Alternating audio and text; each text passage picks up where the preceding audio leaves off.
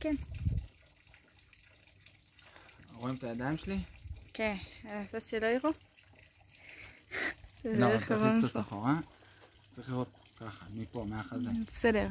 אוקיי, מצלמים. וואי, אני מסונבר מהשני. אוקיי, כן.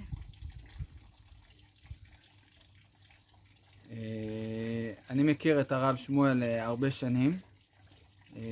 בעניין הזה של חישובי כמויות, אני נעזר בו די הרבה פעמים.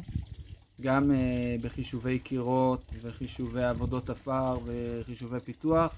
הוא גם מכין מכרזים, והוא גם בודק חשבונות, והוא גם מכין חשבונות עבור קבלנים. בכמה סיטואציות מאוד מורכבות נעזרתי בו, ובכמה חשבונות מאוד גדולים שהיה צריך להכין ולערוך, הוא עשה עבודה מצוינת. כמו כן, בהכנת מכרזים, גם של פיתוח וגם של בינוי, תמיד אני דבר ראשון פונה לרב שמואל, לבדוק אם הוא פנוי, ואם כן, אני סומך עליו ב100%.